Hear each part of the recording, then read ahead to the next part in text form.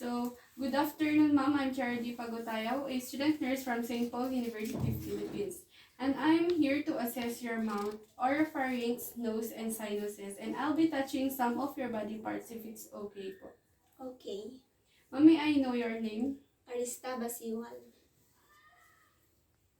And then after that is we perform hand hygiene or medical asepsis. And then we provide clients privacy. So first is the assessing of your mouth. First is to inspect the outer lips for its symmetry of contour, color, and its texture. Ma'am, can you purse your lips? And then next is to inspect and palpate the inner lips.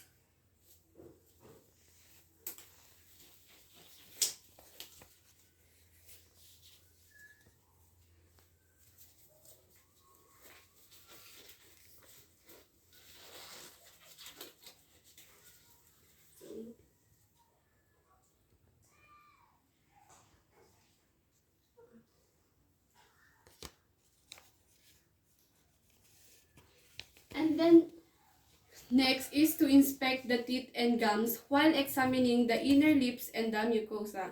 And we will be using tongue depressor.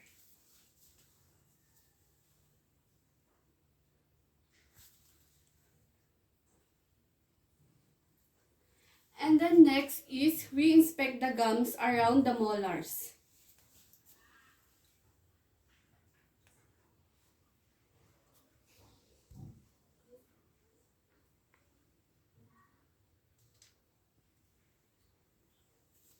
After that, ask the patient if she has a dentures.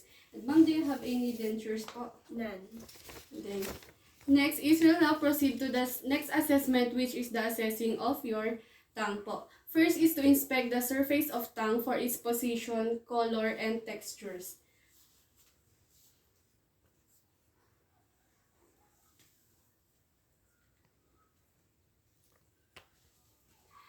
And then next is inspect the tongue movement. Can you move your tongue po side by side, up and side by side? And then next is inspect the base of the tongue and the mouth floor of the frenulum. Can you place your...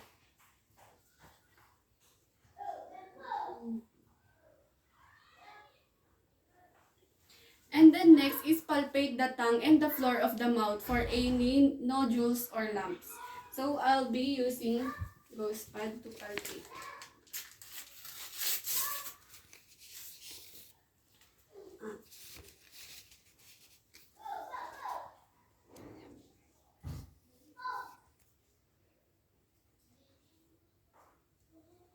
And then after that, we'll now proceed to the assessing of the oropharynx and tonsils. First is to inspect the oropharynx for color and textures.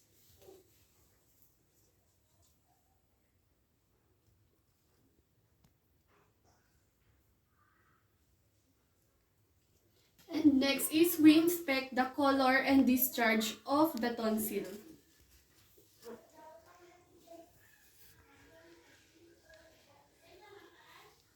And then next is we elicit the gag reflex by pressing the posterior tongue with a tongue depressor.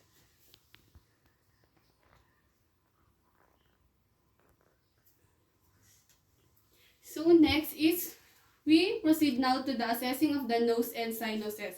So first is to inspect the external nose for any deviation in shape, size, or color. And then we palpate the external nose.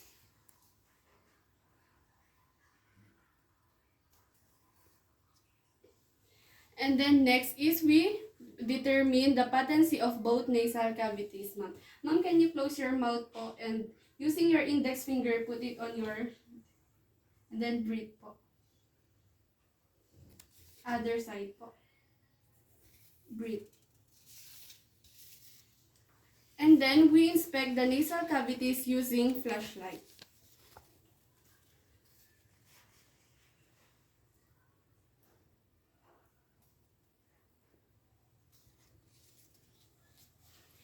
And then next, we palpate the maxillary and frontal sinuses for tenderness.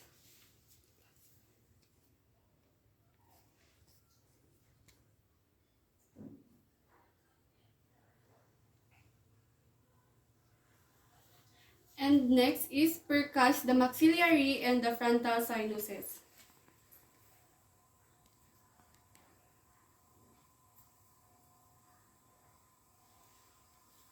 So lastly, we will perform hand washing and document findings.